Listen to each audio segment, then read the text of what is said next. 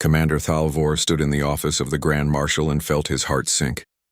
The promotion chip in his hand should have meant glory, should have meant honor. Instead, it meant he would be working with humans. "Congratulations, Commander," the Grand Marshal said, but there was no warmth in his voice. "You'll be coordinating Operation Steel Wing with Captain Daesung of the Terran Auxiliary Forces." Thalvor's mouth went dry. Every officer in the Keltarian fleet knew the unspoken rule. Never volunteer for human operations, never. The silence in the room felt heavy, like the air before a storm. "Sir, I am honored, but perhaps another commander with more experience." "You have the experience," the Grand Marshal cut him off.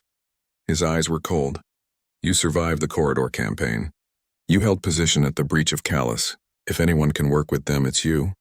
The meeting ended quickly after that. Thalvor walked through the gleaming halls of Command Station 17, feeling like he was walking to his own execution. Other officers saw the new rank badge on his uniform and started to congratulate him. Then they saw the red stripe, the human cooperation stripe. The congratulations died in their throats. Back in his quarters, Thalvor accessed the classified database. He needed to understand what he was facing. The files on human military operations were extensive. Too extensive. He started reading. Mission success rate 98.2%. That was incredible. That was better than any species in the known galaxy. Thalvor felt a moment of hope.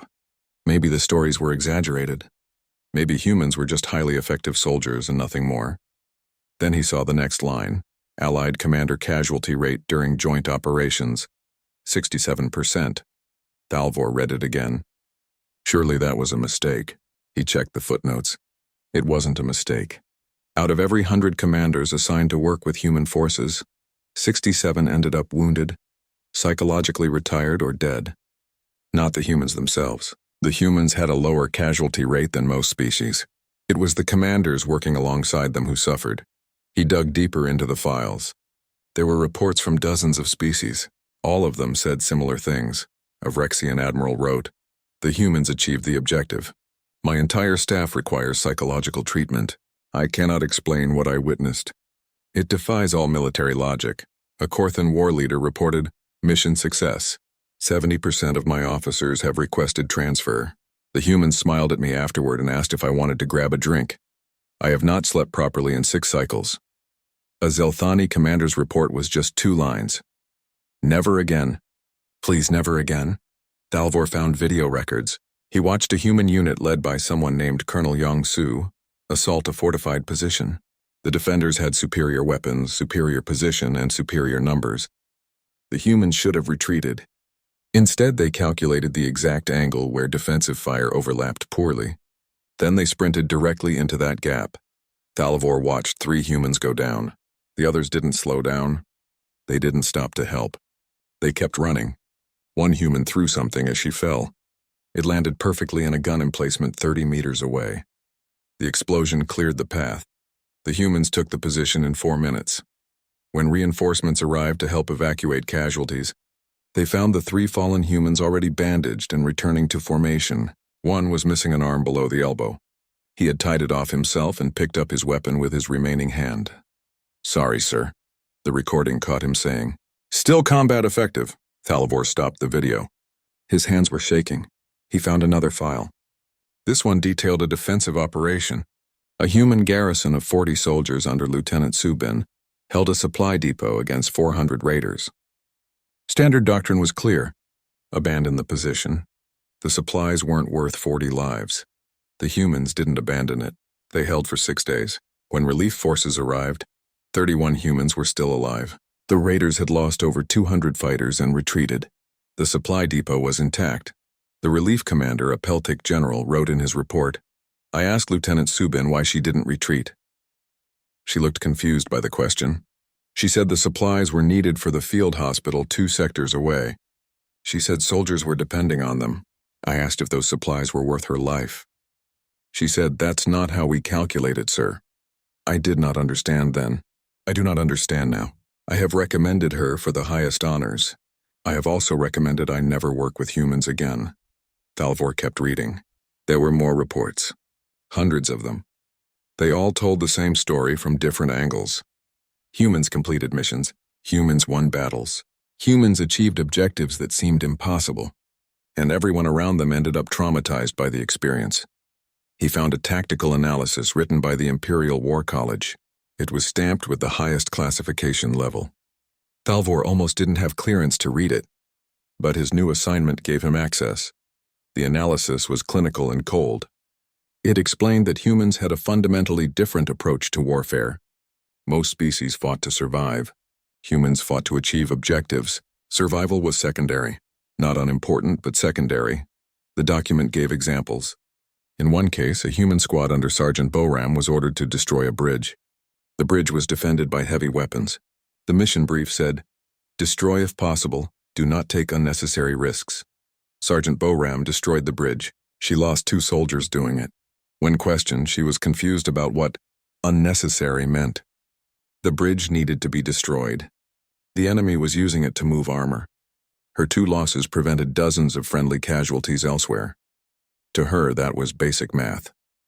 The War College analysis concluded, humans assess acceptable casualties in ways that other species find disturbing. They include themselves in the category of acceptable losses. They do this calmly and rationally. This is not berserker rage or suicidal intent. This is calculated doctrine. Thalvor felt sick. He pulled up more files. He found casualty statistics. Human units had good survival rates compared to other species. They weren't throwing their lives away pointlessly. They were just willing to spend lives, including their own, in ways that made other species deeply uncomfortable. There was a psychological study attached to the files. It tried to explain human military culture. It talked about something called mission priority and acceptable risk. It mentioned human training that started with the phrase adapt and overcome. It referenced thousands of years of human warfare, where the enemy was always another human, equally creative and equally stubborn. The conclusion of the study was stark. Other species fight wars. Humans study war. They have refined it into a science where variables include their own mortality. Recommend extreme caution when engaging in joint operations. Thalvor closed the files. He sat in silence for a long time. In 30 hours, he would meet Captain Dae-sung. He would begin coordinating Operation Steelwing. He would see firsthand why commanders didn't volunteer. He pulled up Dae-sung's service record. The human captain had 16 successful operations, 12 commendations for valor, 4 for creative tactical solutions. Thalvor didn't know what that meant, but it sounded ominous. There was a personal note at the bottom of the file.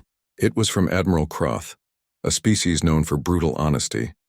The note said, "Captain Dae-sung is professional, competent, and utterly terrifying in a way that I cannot articulate. He will complete the mission. You will not sleep well afterward. Good luck, Commander. You will need it." Thalvor looked at his own reflection in the dark screen. His 2 eyes stared back at him wide with fear. Tomorrow he would meet the humans. Tomorrow he would understand why the 67% existed. He tried to sleep. He failed. In his mind, he kept seeing that human soldier with 1 arm, returning to formation, saying he was still combat effective. He kept seeing Lieutenant Subin's confused face when asked if supplies were worth her life. The night lasted forever. Morning came too soon. The transport ship landed on Station Gamma 7 at 800 hours exactly. Thalvor stood on the docking platform, his dress uniform perfect, his posture rigid. He had not slept. His staff of 12 officers stood behind him, equally nervous. They all knew what was coming.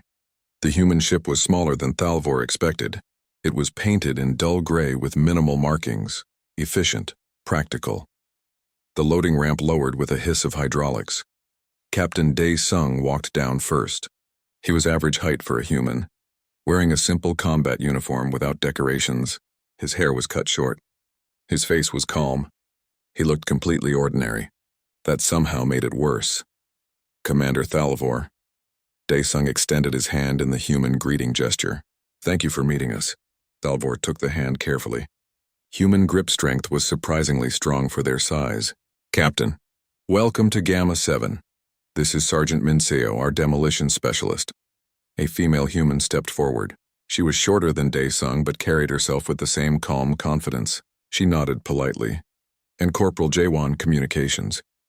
A younger human male, barely past adolescence by human standards. He smiled. actually smiled like this was a pleasant social occasion. Thalvor introduced his own staff.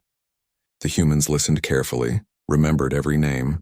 They were professional, almost boring in their correctness. Thalvor started to wonder if the reports were exaggerated after all. The briefing took place in the station's main tactical center. Thalvor presented the operation plan. They would secure a mining facility on the moon of Kelvar 4. Intelligence suggested light resistance. Standard occupation mission. Daesung listened without interrupting. When Thalvor finished, the human captain studied the tactical display for a long moment. The approach vector here. Daesung pointed to the main route. It's too obvious. It's the shortest path, one of Thalvor's officers said.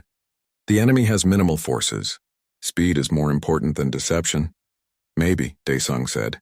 His tone was mild, but something in his eyes made Thalvor pay attention. Minseo, what do you think? The sergeant studied the display. If I was defending that facility with minimal forces, I'd mind the obvious approach. Use the terrain funneling here. She pointed to a narrow valley. Place charges on both sides. Let the enemy come in fast and confident, then collapse it. They won't waste resources on mines for a facility they're abandoning, Thalvor's tactical officer argued. Jaewon spoke up, his voice still cheerful. Respectfully, sir, mines are cheap. Especially if you're leaving anyway. Why not? The briefing continued. Thalvor agreed to send scout drones ahead. The humans seemed satisfied with that. They asked detailed questions about supply lines, medical evacuation routes, communication redundancies. They were thorough but not difficult. Maybe Thalvor thought this wouldn't be so bad. The operation launched 30 hours later. Thalvor commanded from the main assault ship. Daesung and his unit were in a secondary transport. The scout drones went ahead and found nothing. The main approach was clear. Thalvor's fleet began the descent. They entered the valley that Minseo had pointed out.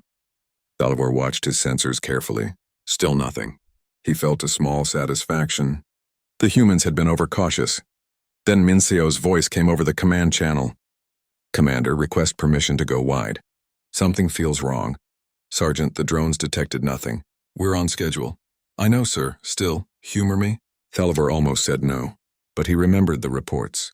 The 98% success rate? Granted. Take your transport on the western approach. The human ship peeled off. Thalvor's fleet continued down the valley. They were 2 kilometers from the facility when his sensors officer shouted a warning. The entire valley erupted. Explosions tore through the rock walls on both sides. Shaped charges, exactly as Minseo had predicted. Tons of stone and metal began to collapse inward. Thalvor's ship scattered, engines screaming as they tried to climb out of the trap. All ships emergency ascent. Full power. His fleet was fast.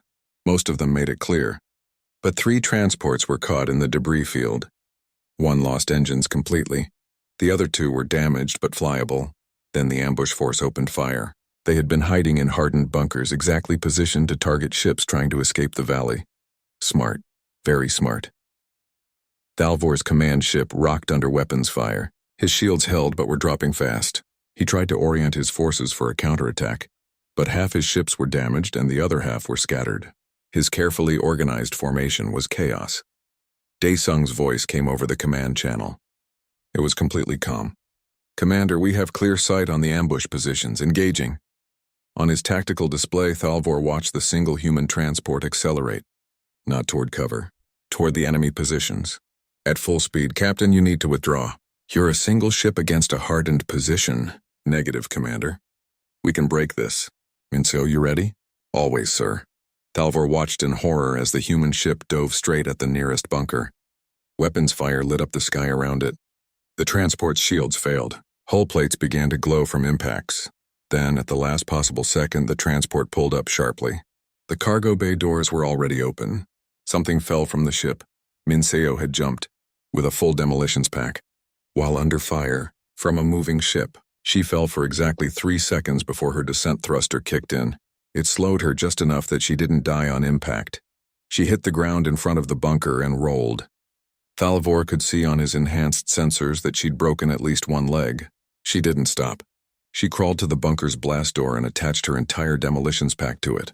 Fire in the hole. Her voice was strained but clear. The explosion tore the bunker open.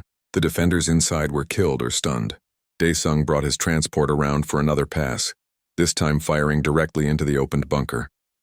The position went silent. "One down," Daesung said. "Moving to position 2. Jaewon, target their communications. I don't want them coordinating." Thalvor realized his jaw was hanging open. He forced it closed. "Captain Sergeant Minseo is wounded." "She's fine, Commander." "Minseo status?" "Busted left leg, sir. Maybe a few ribs. I can still work." "Good. We'll pick you up after we clear position 2. They cleared position 2 the same way. This time Jaewon jumped with a signal jammer. He landed badly. Thalvor could see the impact damage his suit's medical sensors. The boy had definitely broken his arm. He activated the jammer anyway. With communications down and 2 bunkers destroyed, the remaining defenders started to break. Thalvor's forces, reorganized now, pressed the attack. The battle lasted another 20 minutes. The enemy retreated, leaving the facility intact. Thalvor landed his command ship and walked out on shaking legs. Medical teams were already working on Minseo and Jaewon. Both humans were conscious and arguing with the medics that they could continue the mission. Daesung approached Thalvor. The captain didn't have a scratch on him. He was reading something on a data pad.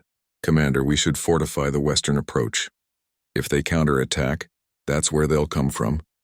I've sent you my recommendations." Thalvor stared at him. "Captain, 2 of your people are seriously wounded."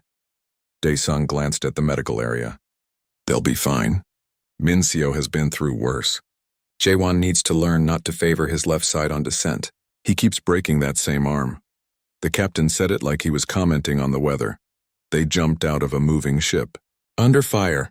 "Yes, sir. That's what the mission required." Daesung looked genuinely confused by Thalvor's tone. The bunkers needed to be neutralized quickly. Direct approach was the most efficient solution. You could have used missiles. Orbital strikes. Anything but jumping out of a ship. Missiles might have missed. Orbital strikes would have taken too long to coordinate. This way was faster and had a higher success probability. Daesung spoke like he was explaining basic mathematics. "Sir, we got good results. 0 friendly deaths. Enemy neutralized. Facility secured. Mission success." Thalvor opened his mouth to argue.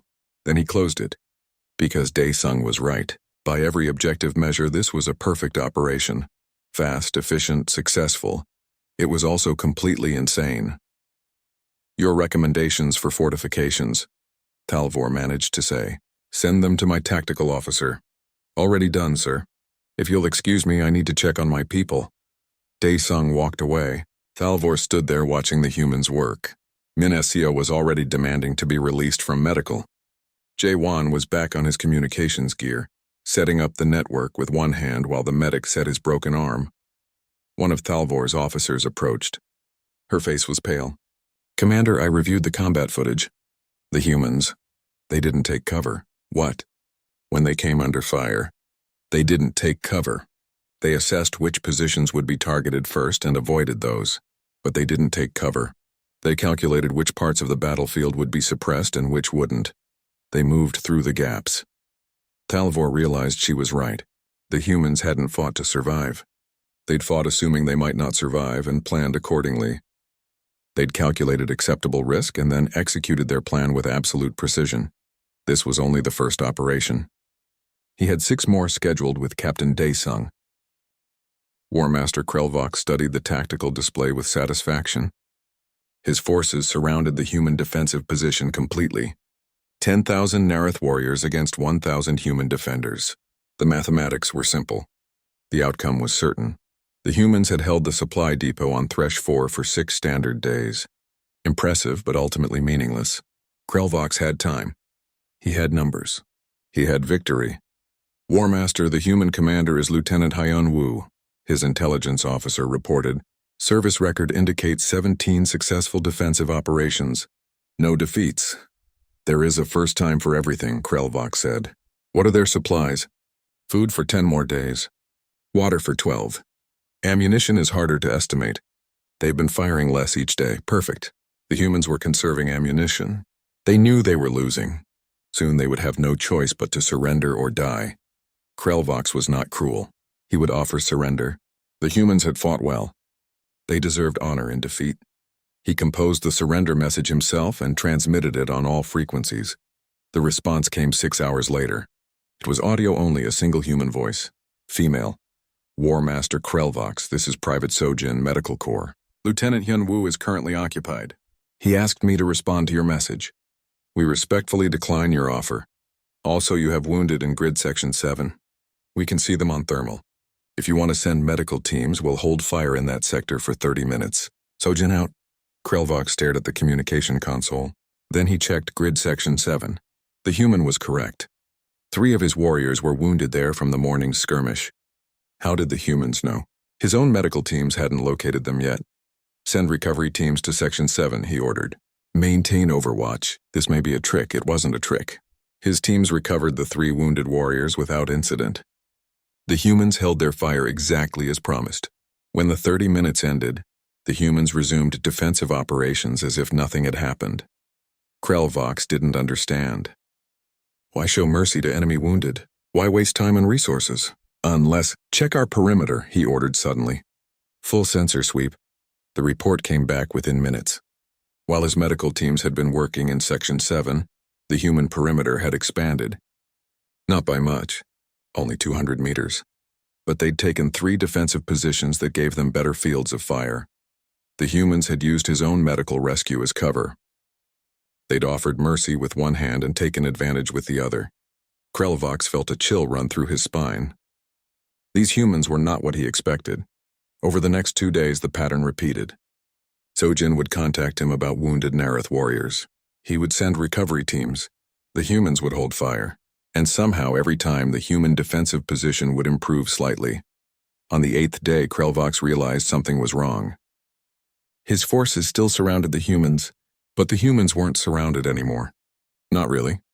They'd expanded their perimeter so gradually that they now controlled all the high ground within 3 kilometers.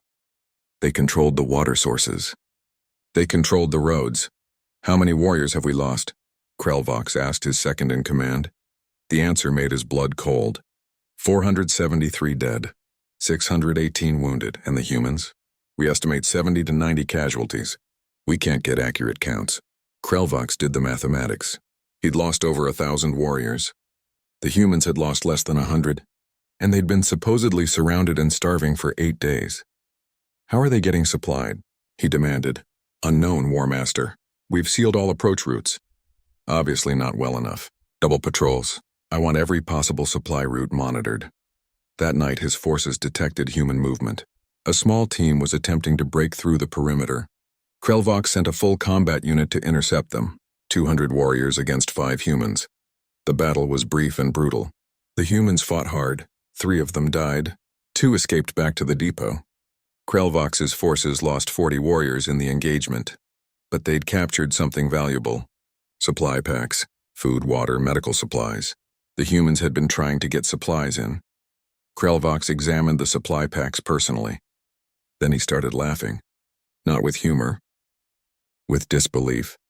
The supply packs were going out, not coming in. The humans were sending supplies away from the depot, not bringing them in. Where were these humans going? He asked the combat leader. Grid Section 12, War Master. There's nothing there except... The officer stopped. His face went pale. Except our field hospital. The humans had been sending medical supplies to the Narath Field Hospital. While surrounded, while under siege, they'd sent a team to deliver supplies to their enemies wounded. 3 humans had died to bring medicine to Nareth warriors. Krelvox sat down heavily. He needed to think. These humans made no sense. They showed mercy that seemed genuine. Then they exploited that mercy tactically. They were surrounded but acted like they were the ones doing the surrounding. They were outnumbered, but their casualties were minimal. War Master, we have another communication from the humans, his communication officer said. It's from Private Sojin again. Krelvox took the message. Sojin's voice was tired but professional. War Master, we recovered your wounded from the night engagement. We have 14 Nareth warriors here receiving medical treatment. They'll be ready for return in 2 days. Also, Lieutenant Hyun-woo wants to discuss something with you. Not a surrender. A proposal. 2 days later, Krelvox met Lieutenant Hyun-woo at a neutral point. The human was younger than expected. He carried no weapons. His uniform was clean but worn. He looked like he hadn't slept in days. War Master. Hyun-woo greeted him with the Nareth gesture of respect. He'd learned their customs. Thank you for meeting. Your medic said you have a proposal. Yes, sir. This siege is costing both of us resources and lives. My people are dug in. We can hold for months if needed. Your people are taking steady casualties. We're both losing warriors for a depot that's not even strategically important. Then surrender. Can't do that, sir. We have orders to hold this position. Hyunwoo said it simply, like it was an unchangeable fact of nature. But I can offer you something else. We've been treating your wounded. We've been monitoring your supply lines. You're stretched thin. Your main force needs these warriors back. Krelvok said nothing. It was all true. This siege was draining resources he needed elsewhere. Here's my proposal, Hyunwoo continued. You pull back your siege. Not a retreat. Call it a strategic redeployment. You save face, you save warriors, you save resources. We continue to hold this depot. Neither of us bothers the other. And why would I agree to this? Because we both know how this ends if you press the attack. Hyunwoo's voice was calm but firm. You'll take this depot eventually. Your numbers are overwhelming, but it will cost you 3, maybe 4,000 more warriors, and we'll make sure there's nothing left worth taking. I've got Corporal Taemin and his engineers wired to demolish everything. If we can't hold it, nobody gets it. That's suicide. That's orders, sir. Hyunwoo smiled, but there was no humor in it. We're not being dramatic. We're being practical. This depot isn't worth 8,000 Narath lives and 1,000 human lives. We can both walk away. You save your warriors for battles that matter. We hold a position that's symbolic anyway. Krelvok studied the human carefully. There was no deception in his face. No hidden tricks. Just cold practical mathematics. You've been expanding your perimeter this entire time. Yes, sir. We're trained to never fight defensive actions purely defensively. We probe, we push. We take what we can. That's doctrine. Your medic has been treating my wounded. That's So Jin. She takes her medical oath seriously. She treats anyone who needs it. But she's also been documenting your casualty patterns. She's our best intelligence asset. Hyunwoo said it without shame. We're soldiers, War Master. We do our jobs. Krelvox was silent for a long moment. He thought about Private So Jin, offering mercy while gathering intelligence. He thought about the supply team that died delivering medicine to enemy wounded. He thought about Lieutenant Hyunwoo, proposing a deal while sitting on top of demolition charges. The humans didn't think like other species. They didn't fight to survive. They fought to complete missions. Survival, honor, even mercy. Everything was just a tool to achieve their objective. I need to consult with my commanders, Krelvox said finally. Take your time, sir. We're not going anywhere. Hyunwoo stood and offered his hand. Krelvox took it. 3 days later, Krelvox pulled his forces back. Not a retreat. A strategic redeployment. The humans continued to hold their depot. Both sides monitored each other but didn't engage. Krelvox filed his report carefully. He detailed the human tactics. The way they'd used mercy tactically. The way they'd expanded their perimeter while appearing trapped. The way they'd turned a defensive position into an active threat. He ended the report with a personal note. The humans did not defeat us. But they convinced us that victory wasn't worth the cost. This is perhaps more dangerous than simple military superiority. They fight with their minds as much as their weapons. Recommend extreme caution in future engagements. Years later, when Krelvox became Supreme War Master of all Narath forces, he established a new policy. Never volunteer to engage human. Commander Thalvor couldn't sleep again. After 12 days working with Captain Dae-sung, he'd given up trying. Instead, he sat in his quarters at 0300 hours, accessing the classified military database. He needed to understand what he was dealing with. The humans had completed 4 operations in 12 days. All successful. 0 human fatalities. Thalvor's staff was exhausted. 2 of his officers had requested transfer. One had simply stopped showing up to briefings and was found in his quarters staring at a wall. Thalvor pulled up the deepest classified files. The ones that required special authorization, the files labeled Human Military Doctrine, Comprehensive Analysis. The first document was written by Fleet Admiral Sang-hoon, a human writing about humans. Thalvor read it carefully. To understand human military doctrine, you must first understand that we expect to lose. Not the battle, not the war, but we expect to lose people. We expect to lose resources. We expect to lose things we value. This expectation shapes everything we do. Other species fight to minimize casualties.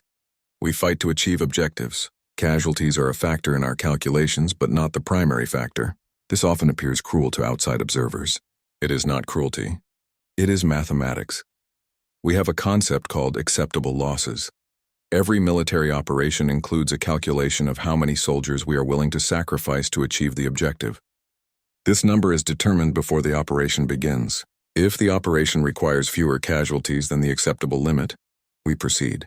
If it requires more, we find a different approach. What disturbs other species is that we include ourselves in this calculation. A human commander will spend their own life as readily as their soldiers' lives if the mathematics support it. We do not do this from despair or fatalism. We do it from logic. Example: Operation Silent Thunder required the destruction of an enemy command center. Intelligence indicated a direct assault would cost 30 soldiers.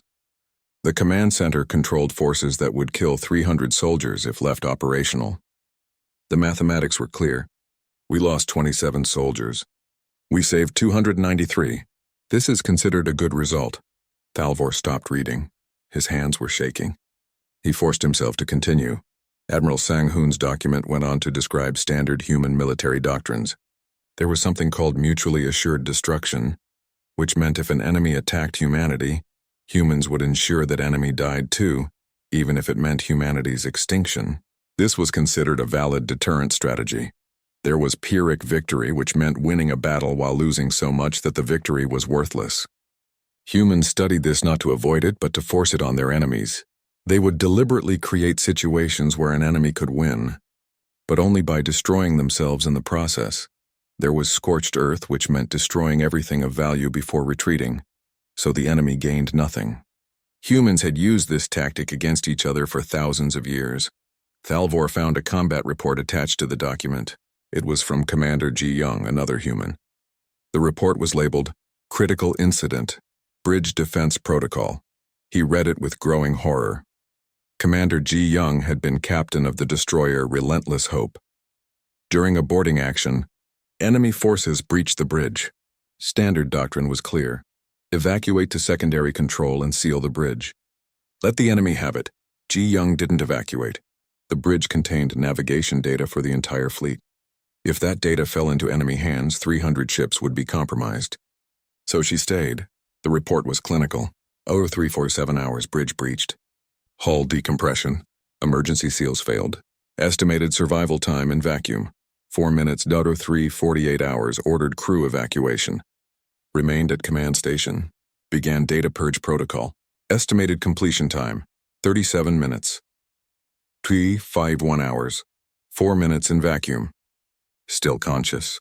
Data purge 18% complete. Enemy forces attempting to access command systems. Thalvor read through the timestamps. Ji Young had stayed at her station for 40 minutes. In vacuum, no air, no pressure. Her suit's medical sensors showed her body shutting down, blood vessels bursting, lungs collapsing. She kept working. 405 hours. Data purge 73% complete. Losing vision. Dictating final log entry by voice command 0421 hours. Data purge 91% complete. Cannot move arms. Voice command only 0424 hours. Data purge complete. Enemy failed to access navigation systems. Mission success. Ji Young out. The report included a final note from the rescue team. They'd found her at 0430 hours. She was clinically dead. They'd resuscitated her anyway. She'd survived with permanent damage to her eyes and lungs. She'd returned to duty 8 months later. The fleet command had promoted her and given her the highest honors. But what shocked Thalvor was the comment from her commanding officer. Commander Ji Young's actions were exemplary and within standard protocol for data protection. Recommend her methods be included in training scenarios. Standard protocol. They wanted to train more officers to die slowly in vacuum if necessary. Thalvor found another file. This one was a collection of famous human last stands. Times when human forces had been trapped with no hope of survival and had fought anyway. There was a battle called Thermopylae. 300 soldiers against hundreds of thousands. They'd held for 3 days, all died. They'd slowed the enemy enough for their nation to mobilize. The humans considered this a victory. There was a siege called the Alamo. Less than 200 defenders against thousands. They'd held for 13 days, all died. Their sacrifice had become a rallying cry that won the war. Another victory. There was a battle called Thermopylae Station, a space engagement centuries later. The humans had named it after that ancient battle. 7 ships against a fleet. They'd held for 8 hours. All destroyed. They'd protected an evacuation fleet of 300,000 civilians. Victory again, the humans had a pattern. They celebrated defeats where soldiers died achieving objectives. They turned military disasters into cultural touchstones. They taught their children about glorious last stands where nobody survived. Thalvor found a psychological analysis written by a Vrexian military psychiatrist who'd studied human military culture. The analysis was blunt. Humans suffer from a collective cultural belief that death in service of a goal is not just acceptable, but honorable. They have thousands of years of stories, songs, and traditions that reinforce this belief. A human soldier is not afraid of dying. They are afraid of dying for nothing. This makes them extraordinarily dangerous. A soldier who fears death will retreat when threatened. A soldier who fears meaningless death will advance into certain death if they believe the objective is worth it. Every human military operation is conducted by soldiers who have already accepted that they might die. They made peace with that possibility before they put on their uniform. This gives them a psychological advantage that cannot be countered by conventional means. Thalvor closed that file. He pulled up training videos. He found footage from a human military academy. Young humans, barely adults, learning basic combat doctrine. The instructor was a sergeant named Bong Su. He was teaching room-clearing techniques. You enter fast and hard. First person through the door has the highest casualty rate, 42%. You do it anyway because if you hesitate, everyone dies. The first person through sacrifices their safety for the team. That's the job, the young humans nodded. They practiced. They took turns being first through the door. None of them hesitated. They'd been taught that sacrifice was part of the job. Another video showed survival training. An instructor named He Jin was teaching water survival. If your ship is sinking and you're trapped, you have about 3 minutes of useful consciousness in cold water. You can use those 3 minutes to panic, or you can use them to save someone else. We expect you to save someone else. That's what the uniform means. The students practiced. They simulated being trapped in freezing water. They practiced staying calm. They practiced using their last minutes to help others. Thalvor watched video after video. Humans teaching humans how to die effectively, how to use their deaths to achieve objectives, how to calculate the value of their own lives against mission requirements. He found one more document. This one was recent, written by Major Dong Hyun after a joint operation with Peltic forces. The Peltic commander kept pulling his troops back to save casualties. Good thinking for his species. But it meant we couldn't complete the objective. I explained that my squad could take the position if he'd provide covering fire. He asked about casualty estimates. I said probably 3 or 4 soldiers. He was horrified. He asked if the objective was worth human lives. I didn't know how to answer that. To me, the question made no sense. The objective was the objective. My soldiers knew the risks.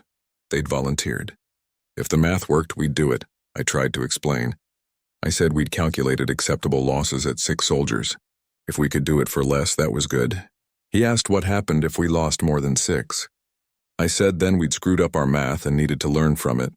He requested a different human liaison after that. I don't think I said anything wrong. I was just being honest about how we work. Thalvor closed the files. The lights in his quarters seemed too bright. His hearts were beating too fast. He understood now. He understood why the casualty rate for Captain Dae-sung invited Commander Thalvor to dinner on the 18th day of their joint operations. The message was casual, friendly even. Sir, my team is preparing traditional food tonight. You should join us. Help you understand us better. Thalvor almost declined, but he was curious. The reports and files had given him facts and numbers. Maybe seeing the humans in a social setting would help him understand the psychology behind those numbers. The human section of the station had been converted into a mess hall. Real cooking equipment, not just food dispensers. The smell was strange but not unpleasant. Spices Thalvor didn't recognize Mincio was cooking. Her broken leg from the first operation had healed. She moved around the kitchen with practiced efficiency. Jae-won was setting tables. His arm was still in a brace, but he managed fine. Commander, welcome. Dae-sung gestured to a seat. Hope you're hungry. The meal was elaborate. Multiple dishes, each carefully prepared. There was rice, vegetables in various sauces, grilled meat, soup with complex flavors. The humans ate with small sticks, managing them with casual skill. This is kimchi, Specialist Yoon Seo explained, pointing to a red-colored vegetable dish, fermented cabbage, been part of our food culture for thousands of years. Your species has been eating the same food for thousands of years? Thalvor asked. Some things change, some don't. Yoon Seo smiled. She was younger than the others, maybe 25 in human years. Her role was logistics and cultural liaison. Food connects us to our history. Most human cultures have dishes that go back centuries. The conversation flowed easily. The humans talked about their homes, their families. Min Seo had 3 younger brothers, all in the military. Jae-won's parents ran a restaurant. Dae-sung had a daughter who was studying medicine. They seemed so normal. Not the calculating soldiers from the combat reports. Just people sharing a meal. Commander, can I ask you something? Yoon Seo said. You've been working with us for 18 days. You seem uncomfortable. What's bothering you? Thalvor considered lying. But these humans had been honest with him in their own way. Your casualty calculations. The way you include yourselves in acceptable losses. It disturbs me. The table went quiet for a moment. Then Dae-sung nodded. Fair question. Yoon Seo, you're better at explaining this than me. You want to take it? Yoon Seo set down her eating sticks. Commander, how long has your species had organized warfare? About 4,000 years. And in that time, how often have you fought other Keltharians? Never. We fight other species. Territorial disputes, resource conflicts. But we've been unified as a species since we developed space travel. That's the difference, Yoon Seo said. Humans have been fighting organized wars for about 12,000 years. Maybe longer, depending on how you define organized. And for almost all of that time, we were fighting each other. She pulled up a datapad and showed him a chart. See this? This is a timeline of human warfare. The red sections are periods when humans were fighting other humans. The blue sections are when we were fighting other species. The chart was almost entirely red. Just the last 300 years had any significant blue. 12,000 years of killing each other. Yoon Seo continued. Every military innovation humans ever made, we made it to fight other humans. Every tactic, every strategy, every doctrine, we designed it all to counter human thinking. But why were you always fighting? Resources, religion, territory, honor, revenge, sometimes just because we could. Yoon Seo shrugged. Humans are competitive. We're also really good at dividing ourselves into groups, different nations, different cultures, different beliefs, and we fought over those differences constantly. Min Seo spoke up from the kitchen. My grandmother told me stories about the Korean War. Humans on both sides. Same ethnic background, same cultural heritage, fighting each other because of different political ideas. Millions died. That was less than 300 years ago. We've fought wars over everything, Jae-won added. There's a war in our history called the Emu War. Humans fought large birds. We lost, Thalvor stared at him. You lost a war to birds? It's a long story, Jae-won grinned. But yeah, it's kind of funny now. Wasn't funny then. There's another story, Dae-sung said, called the Christmas Truce. During a major war, soldiers on both sides stopped fighting for a day. Just one day. They came out of their trenches, shared food, played games. Then the next day they went back to killing each other. That's how humans work. We can find common ground, feel empathy even like our enemies, and then we go back to doing our jobs. Yoon Seo pulled up more data. Here's what you need to understand, Commander. Every human military academy studies battles where humans defeated other humans. We analyze what worked and what didn't. We learn from both sides.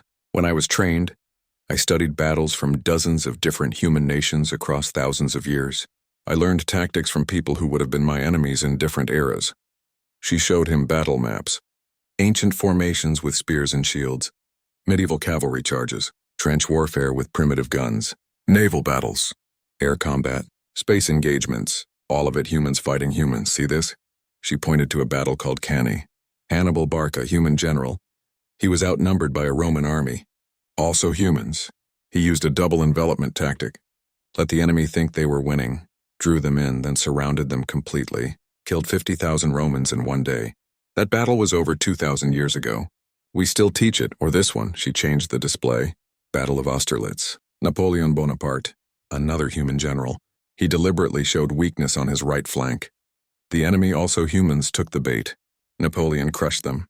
That's over 500 years old. Still taught. Every human commander studies these battles, Daesung explained. We study humans who were brilliant at killing other humans. Because if we can counter human thinking, we can counter anyone. Other species are less aggressive, less creative, less willing to die for objectives. So they're easier to predict. Thalvor felt cold. You're saying you find us predictable? A little, yes, Daesung said it apologetically. No offense, Commander. Your tactics are solid. They're just more conservative than what we're used to. When we train, our opponents are trying to kill us with the same mindset we have. You try to minimize casualties. That's good leadership for your species, but it makes you pull back in situations where humans would press forward.